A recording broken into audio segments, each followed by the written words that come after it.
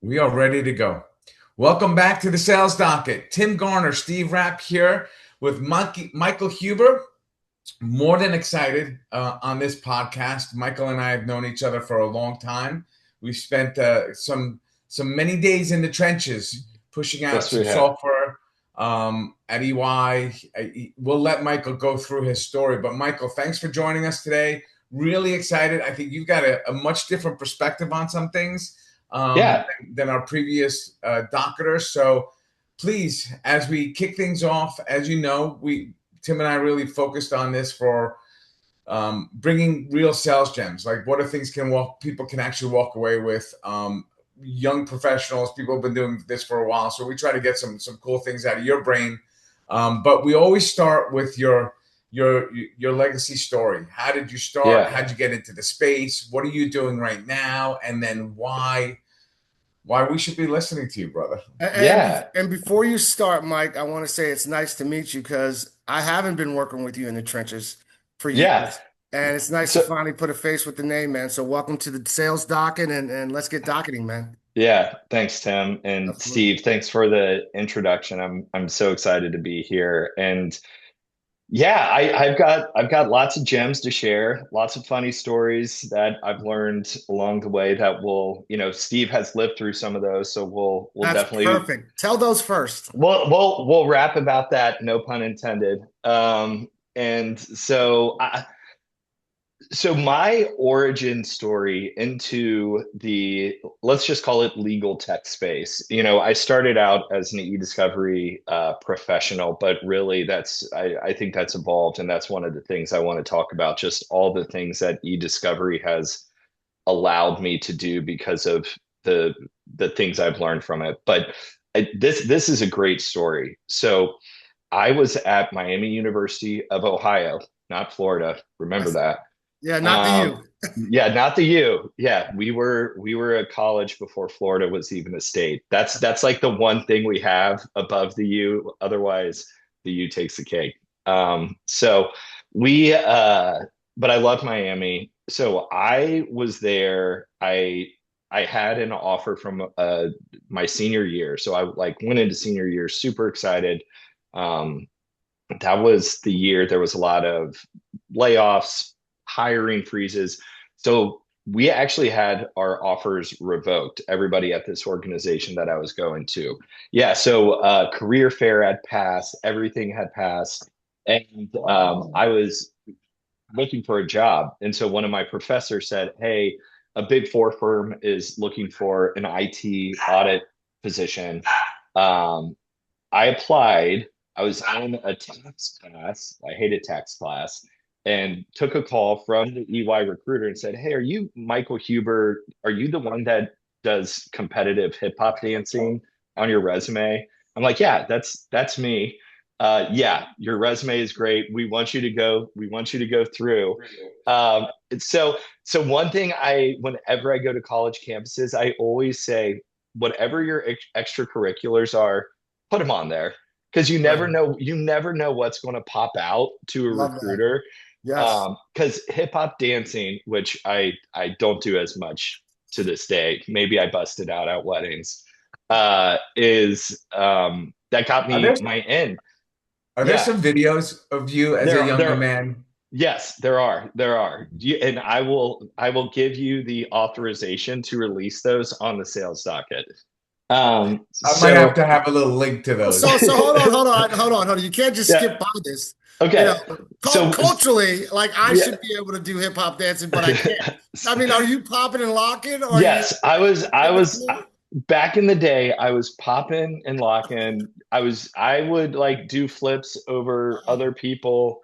Love it. We had a crew of about 20 of us that and it was for fun, right? It was a fun team, but we would perform at basketball halftime shows.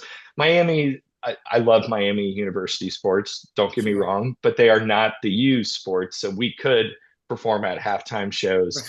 And so that Huber, was so when you get into this whole like team building and it's two truths and a lie, yes. that is That's got to be the one. that is always, I won't give away the other two because my two truths and a lie are so good and I always stump people on it. I love that. Uh, so hip hop dancing got me That's Got amazing. you a a job gig, at right? Ernst and Young. Yeah. So I was there in Columbus for a year and I did IT audit, and a position opened in Chicago for this forensic technology group Uh-huh. that I was still unfamiliar with. I had a good friend, Jamie Tolles, who's now doing like great things in cybersecurity.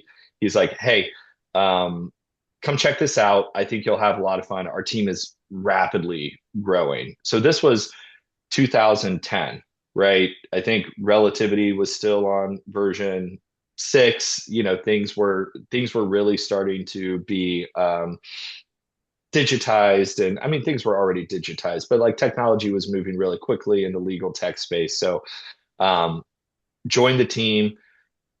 One of my first days, my manager was like, "Hey, we need you to fly to Miami to go on a cruise ship to, help a team run an investigation." And I said, "Do you really want to send me? I know nothing about this job." That ended up not happening, but that's the type of life we lived, right? It was like the spontaneous investigations, litigations that popped up, and I was hooked ever since. So yeah, Mm. so I was at EY for 15 years. I loved Fun. EY. Yeah, and then I moved to Ankura, and I've loved the move. And both are excellent companies. Both are, different. You've got EY, who's an audit firm, and there's you've got independence issues related to just some of the things you can do, and Ankura's a full suite of consulting services, and both great companies. So I'm yeah, very So, very so, happy about the move. so, this is the sales docket, and while I work at Repario and Steve's at, was it Zillow? How do you say that? Zillow? Zilla. Very Zillow. good. So I always like to offer people an opportunity to, promote their situation, and please feel free, even though we yeah, compete. We talk about this industry, we're a family. So tell us a little bit more about Ankura and what you guys are doing there and what makes you yeah. guys the cat's meow. Yeah, so one of the things I love about, and what kind of brought me towards Ankara was I know a lot of people say this, it's entrepreneurial spirit, Mhm. let's say. So it's I came over, I was like, I want to make sure that we're really getting into the generative AI space. I want to make sure that we're doing more with information governance, legal operations, right? All of these services, and it kind of goes to my earlier point, like e-discovery, you learn so much. Like you learn how these companies and these industries operate with all of their data. You've got to go in and figure it out, even if they don't have it figured out. And Sure. so there's services that are along top of that. And so what we offer is that full suite of services. Plus, we've got an amazing forensics data analytics crew. We have an amazing forensic accounting crew. We have an amazing cyber crew. I love working with our cyber team. It's sometimes e-discovery and cyber can uh, butt heads a little bit because Mhm. they may be seen as similar offerings, but at Ankara we're truly like a one united front in that um, space. So I love that. We've got our analytics institute too, which I think really sets us apart from some of our competitors. We have true team of linguists and PhDs that are researching the tools that are out there. They wrote these amazing white papers on tar when it was first coming out, where our Ankura Predict tool could compete against any of the other tools. And now with generative AI, they're making sure that we're on top of the game, understanding the tools that are out there, where we can fill the gaps, where our tools are better, and it's having that just army of such intelligent people that can like look at they don't look at things. Some of them look at things through an e-discovery lens, but others are like true large language model Hmm. masters. Yeah. So it's a lot of fun, and having all of these pieces together, I mean, it's just it's been fantastic. Cool. Yeah. Thanks for Michael, sharing. just because I know how things start with college kids typically out of college going to a big four, they're more being used on the data analytics, the data loading, the blocking and tackling, which I'm assuming is the way you started in your career.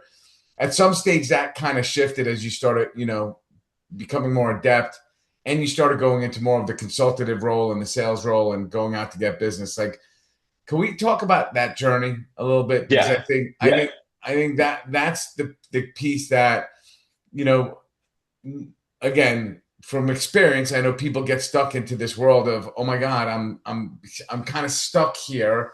I yeah, see other people doing cool things. How do I get there? yeah. That's it. It's so, let's talk about my first 1 to 5 years, right? And it is always a learning journey. I mean, it's why I've had the opportunity to leave the industry several times. It's why I stay in it, because we are, even at 17 years I know people, it doesn't matter what year you're at. The evolution of technology, the evolution of just like, legal law investigations will always keep you on your toes. So my first 5 years, I was just constantly teaching myself, making sure I knew every aspect of the EDRM. From I there were a couple of years where I purely did forensic collections. I went to Africa. I went to Thailand. Like we like busted a prostitution ring, like because of the like work we were doing for a company, which was like such a fascinating Wow. thing. And I was just doing pure collections, and what that taught me was just how metadata worked, how all of these how different data file types, how you can collect things. I got, I that progressed into just learning how to process that data, how to get really good at relativity. um, at EY, I was the relativity product lead and brain space product lead, where I met Rapp, and we, had Sorry many about that. conversations about that. Sorry. Yeah, right. And then he's got nothing to say. He's just like, yeah. So we, and I got to learn the tools of, how you actually complete these reviews. And so the first 5 years was education. But what I also did was I put myself out there to sit in on client meetings, be part of business development. Um, Mm. it's something that's said a lot at companies, right? We'll have leaders who, are now in fact myself, where I'll go and, tell everybody, hey, if you want to get involved in business development, reach out. And that's not just a, olive branch. It's like a true, like, assert yourself, because that's when you learn how to start putting together materials for what clients are interested in, for how you sell work. And again, I those first 5 years, and starting into my manager year, when you're in more client meetings and you're leading portfolio projects, you're still not seeing yourself as a salesperson. I never Mm. saw myself as a salesperson, right? I saw Mhm. myself as an e-discovery practitioner who really wanted to execute and get these really complex, really interesting projects right. Mm. Um, and you know, as you progress to, what some would call manager, director, senior manager, whatever you want to call it, where yes, you're running portfolios for some of our largest clients, but you're also the face of the organization. Like, you are the face. So when Mm. you're working with the law firms, or when you're working with a client, they're interacting with you on a day-to-day basis. Like, at Mhm. this point, I might jump in on a couple of meetings, but that level right there, and that's when I really started, to see, okay, now I get it. I am not selling in a traditional way. I am selling myself and my reputation as a good practitioner, as a good leader, as somebody that these law firms and clients could depend on, so that when they have an issue, I'm the first person they call, right? And so it's really just taking that next step, right? Is um you're Was there you're was you're doing was the there work. Go yeah ahead. Oh, was there like is this? Was there one meeting or one moment that light yes, yeah, bulb went off, and I'm like, God damn, yeah, I just yeah, sold this person. Like, yeah. I'm a sales guy. What Yeah, was? I will tell you, I will leave the clients' names out of it. Yeah, for Um, sure. but but it was a huge divestiture. And then one of the companies that was divested was being bought by another company. So all of the data of the two companies that divested were sitting on, let's just like call it company A, right? Yeah, Then company A is bought, and company B over here is like, well, we need all our data. Like yeah, what, and everybody disliked each other. yeah. Like because company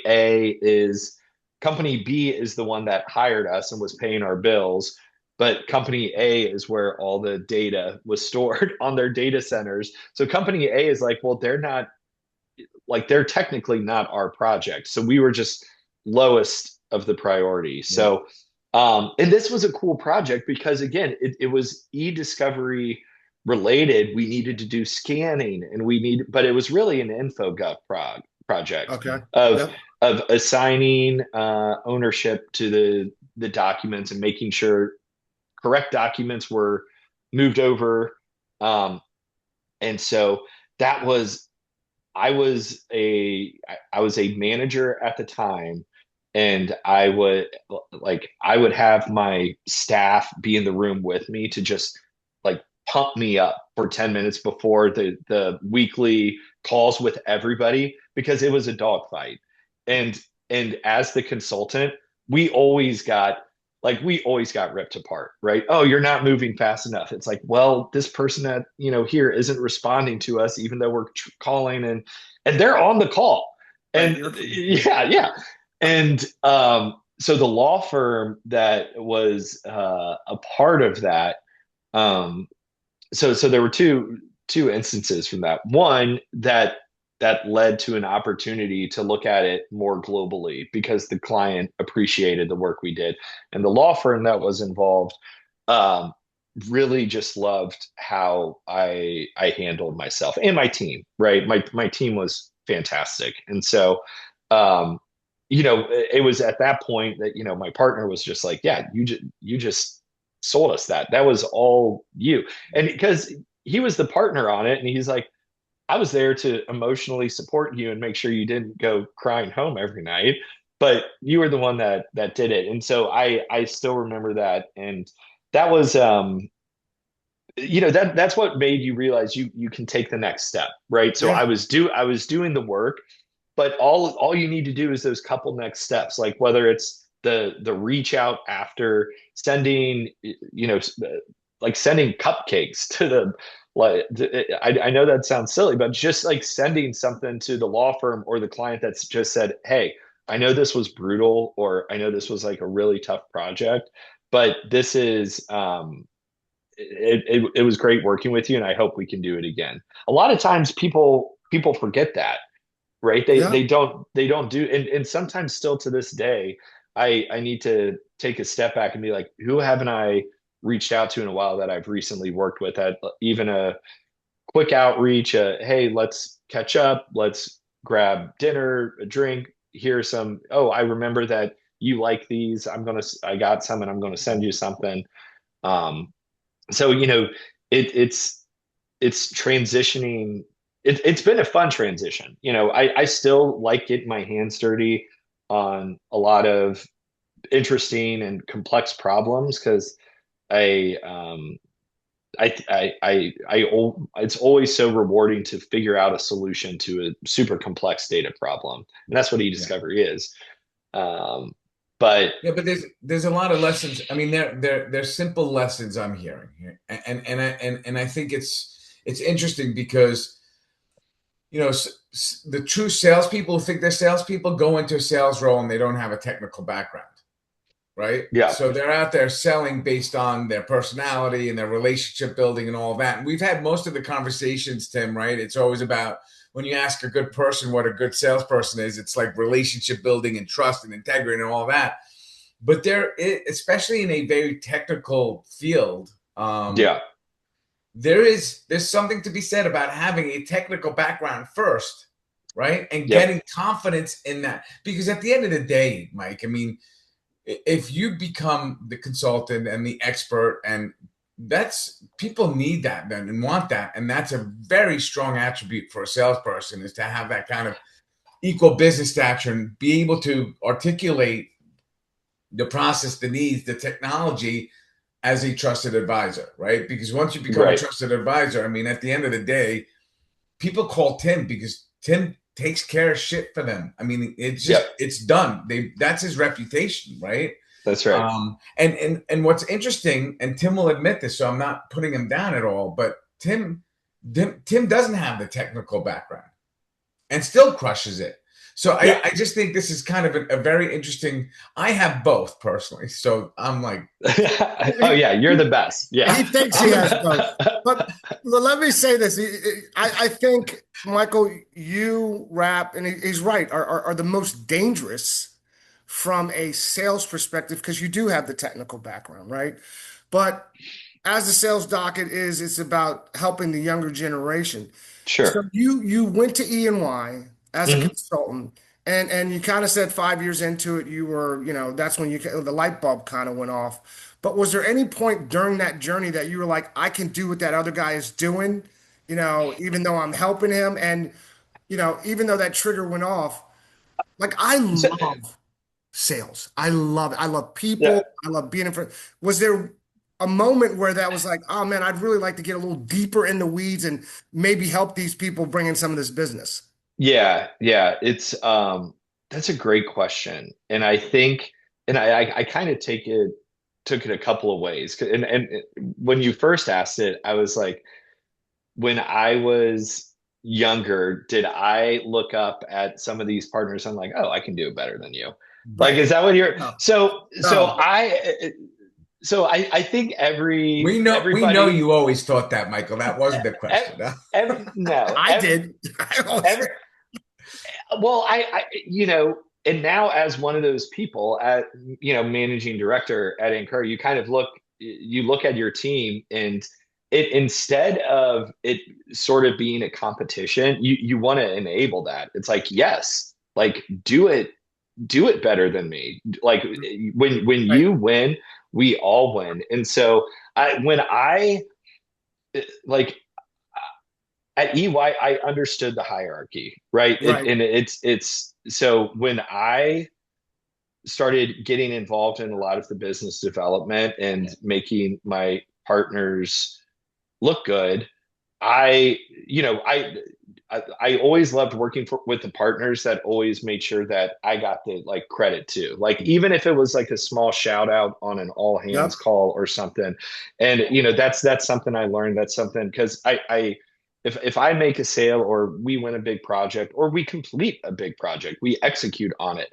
The whole team um, needs to get credit. So I think that's an important thing is, making sure you, as a younger person as getting into this, right? You saddle up with people that are going to like continue to feed your fire of Sure. of being the best that you can be, but also like isn't going to bring you down, if that makes sense. Because like Yeah. you've seen the people out there that are will use people just to, for their own self gain, and like you got to have your spidey sense to, hey, you don't have to hitch your ride with that person. There are other people at the organization that will want you to succeed. And so I think that that's an important thing. Did I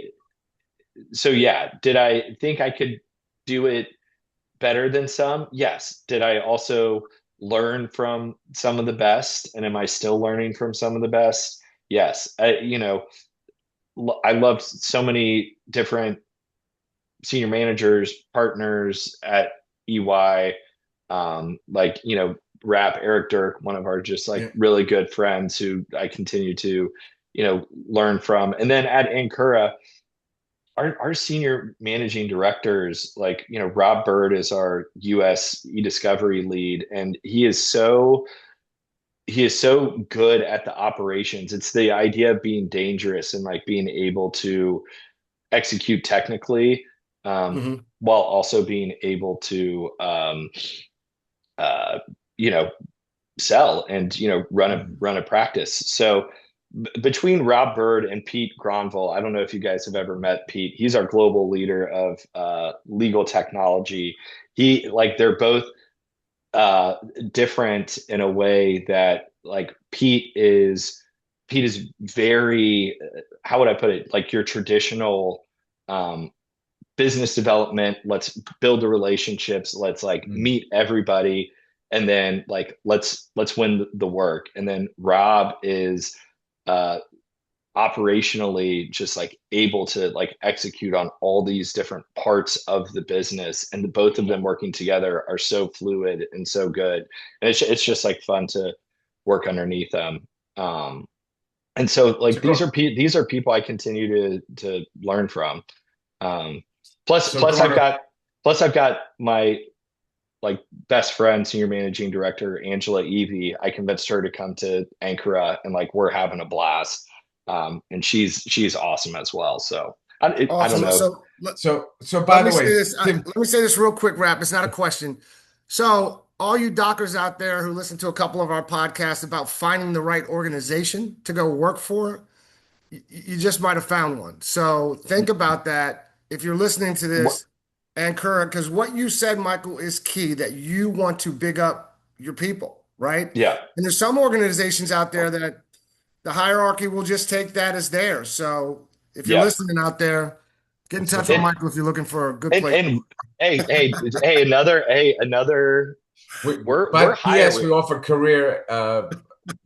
career placement opportunities at the Sales Well, Docket. to be fair, we're hiring at every level. So if There it people are is. See? listening, yeah, There There like it you is. go. There you go. So Mike, so we're Michael growing. We're Huber. growing. so We're Timmy, growing. just Timmy G, what you don't know besides hip hop master over there is like one of Huber's favorite things is hitting the karaoke bars late at night too. That's Right? right. Just throwing that out I there, mean, I right? mean, dancing and karaoke, I think, go hand in hand. So Yeah, so by the way, he hasn't had this innate ability. I mean, when I first met him to where he is today, I'm like, who is this madman? Like literally, like you have no idea. But again, listen, I think bonding with clients, right? Mhm. yeah, Finding ways to do bonding, right? yeah, Because I think it's a really interesting thing because when I was younger, like if I got someone fucked up and we were like thrown up out of the back of the car at the end of the night, that yeah, was my client. I mean, yeah, sorry to yeah. say that, but that was the younger Steve Rapp. Steve Rapp doesn't Right. do that anymore. But there Well, is there is we should talk about bonding because building relationship can take so many different forms, right? Timmy does a lot of golfing with people. I read books together with people. yeah, yeah, Well, different. Ebony and Ivory, totally different. No, yeah, I don't read books together with people, but there is something in finding that piece that you can bond because again, people buy from who they like. That's yeah. relationship building. Like, let's talk a little bit about that end for you because you've gone, you were the mad child younger, you've Well, matured, you have a family now. Like, yeah. Well, and how do you find How do you It, find your clients, the ones that hit the tunes? How do you address that? How do you build that? How do you get to that stage where by the end of the night they'll go, oh, Huber, I fucking love you, which is what you want well, all of them to say. and it's it's changing now, just like in general. Like I Yes. think because like even you can even see it in Relativity Fest, for instance, right? Mhm. It's just like the way that they executed their parties at Relativity Fest are different than today, and that's fine. My wife will tell you that I'm the biggest extrovert she's ever met. And I know I'm talking to two extroverts right here. But and we just moved to our street 4 months ago. And I have made friends with every single person on the street. I know them all by name. I know their kids. I know what they all do. And we had a couple over the other day, and she's like, I loved them. What were their names again? Um, that sales tactic 101. I know you guys have probably already talked about this. Is just make sure you remember people's names. Like I go out of my way to make sure I say people's names at least like two or three times when I'm meeting them, so it kind of sticks, and then I'll try to add them or find them on LinkedIn after. So I I give him a nickname in my head. yeah, So if right. it's if it's a Steve that I meet, I will say like Steve Rapper because Yeah. Rap's my boy. So next time I see that, I equate that person with Rap or So yeah, there's little By the way, things. I think that's a really good piece of advice. It is, because when someone remembers my name, it intrinsically sits and goes, "Oh my God, this guy pays attention," and And it's a bond. it's a bond. He's like, "Oh my, It, that's a it, great." We haven't talked about that yet, but I do, Michael. I think it, that basic it, is important. So Yeah. when you're meeting people at these events, learning their name is a huge it's a well, it's a big accomplishment. Like good for you for being able to do it. I know it's like tough, and people said like, "Oh, I'm not a names person." It's like, well, you know, say like, "Oh, Tim, great to meet you." Like, "Oh, Tim, like tell me what you do." And it's like, "Oh, Tim, that was hilarious." And it's like you've said it enough where it's Yes. like how can you forget it? No. Um, but I so like going back to just the bonding, it's all very I would say partially due to just growing up, having a family, but also COVID. It's like we're finding to bond in different ways because we're not getting together as much anymore. I think that's No. hard. I Yeah. I do have like a hot generative AI take that kind of like goes along with this um, piece because I do think with COVID and the rise of Gen AI in all of our lives, both in just being able to automate emails, Hmm. people now putting on fake faces in interviews because you can um I do think the idea of the true meet and greet in person or even a phone call like is going to be more important. Maybe that's not a hot take. Maybe that's just what you guys are thinking too, because um, to create that bond, you want to know that the person that you're talking to at the end of the line is someone that you can trust and someone that can deliver and someone that you enjoy doing like the hard stuff with. Like this is a tough industry, it's hard projects, and so a lot of times, now people can put emails together that are generative AI Yeah. creative, and it can seem impersonal. So it's like call people. Like people are Yeah. scared to call people. People are scared to meet in person. Yeah. So I'm trying to do that as much as possible.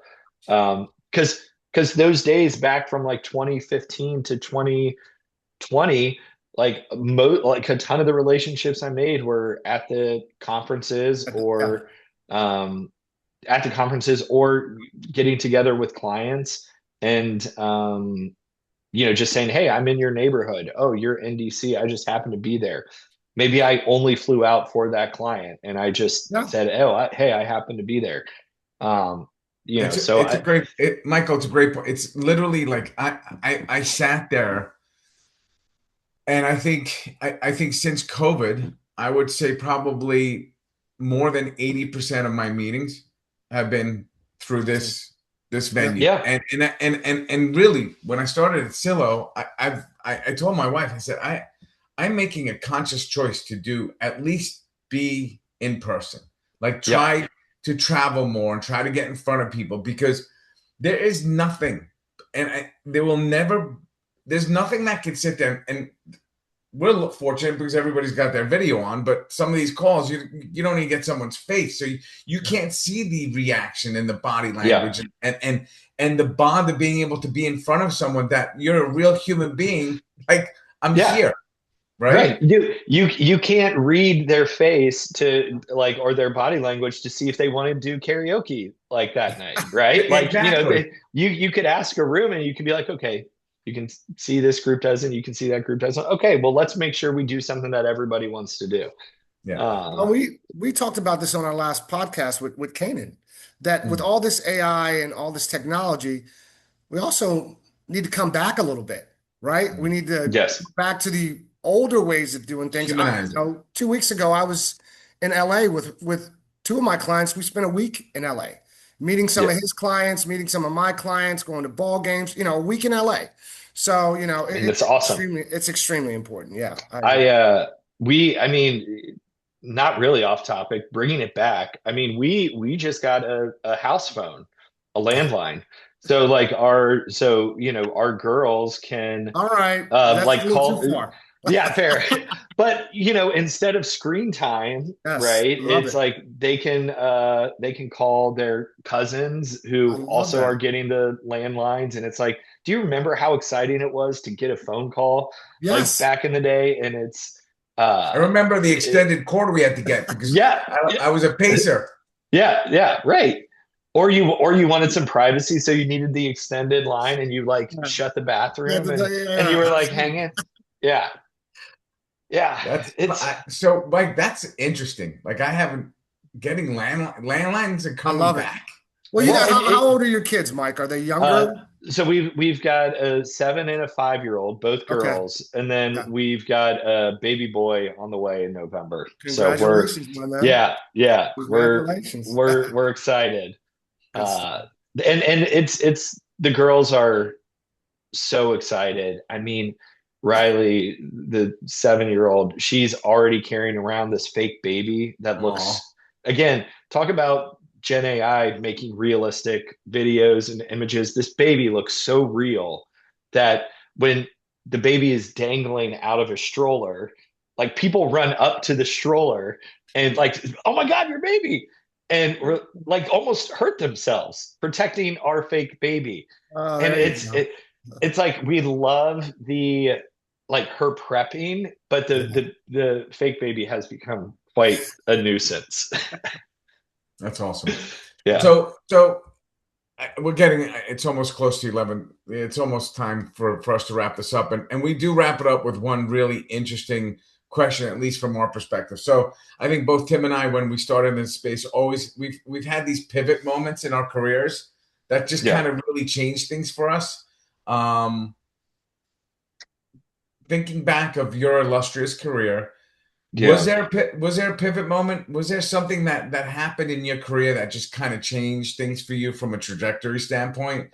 Whether that's career growth, whether that's revenue coming in, money coming in. Yeah. Yeah. I mean, it's tough to, like where I could pinpoint that one kind of manager sale instance.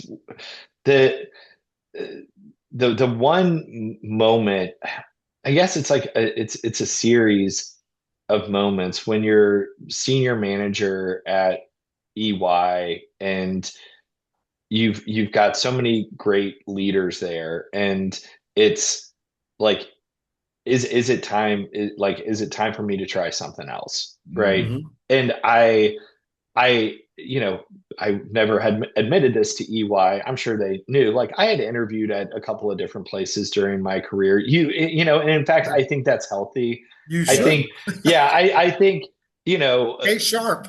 but because like it keeps your resume updated, and you know, having to update 16 years of EY experience all onto like one or two pieces of paper is tough. It's easier now with generative AI, but Yeah. but but you know, that was a really difficult time because again, I'll never say a bad thing about EY. I loved all the people there. I loved all of my mentors there. Um, I think it's a great place to learn a business and learn just like how to be a really great consultant, and not just, you know, when people say consultant, not just like, oh, you're a consultant and it's just like this vague word. It's like, no, we truly know how to go in and help organizations and make real and positive change. There was one client, it was my last project I worked on at EY. Again, I won't name the client. Pretty large financial institution, and they we had just completed this really awesome information governance project. I actually saw that guy at a conference uh, a couple of months ago, and he gave me this like big bear hug, and he's like, that project that you left us and those you know, like the recommendations and everything, we implemented like 8 of those, and it has made my life so much better. um Awesome. and I mean, I'll admit that that company was uh journaling every single employee email, like all 50,000 employees. So I that was like one of our recommendations. Just stop doing that. Like that's bad. Yeah. But I think a lot of institutions are doing that. We didn't even get into the meat and juice of some of that stuff. But um, you know, it was a time of self reflection and just like, you know, is this EY had always been good to me? Do I want to try this new challenge? And so I think that's probably it. And again, I'm Ankura is great. EY is great. I'm happy. And you know, I would recommend both. You know, for if people looking for careers for so yeah. Yeah, So let no, me I think, yeah, go go ahead, ahead, Tim. Deborah. Go ahead. I look, they say the 7-year itch, right? You were at EY for 15 years. Yeah, yeah, And I don't care what it says, but they're so, I mean, I'm not a jumper, but I've had different companies I've gone to. Culturally, each one has been different. It broadens you, right? I Because think it it's a also sign of growth. it It's a sign of growth. exposes, yeah, it exposes yeah, you to different people, different mentalities, different cultures. Some, by the way, have been better than others. Some I walk away from and I'll be like, that yeah, that's not where I'd ever want to be again. So yeah, interesting. What were you going to say, Timmy? I was gonna ask Michael.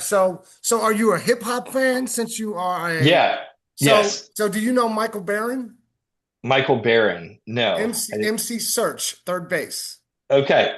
Do you know third base, the gas face? Do you Yeah, now? So yeah, I'm dating myself. I'm almost 60, but yeah, yeah. I'm good friends with Michael. We're gonna try to have him on the podcast. No way. Yeah. So yeah, we'll You definitely got. let you know I when he's I on.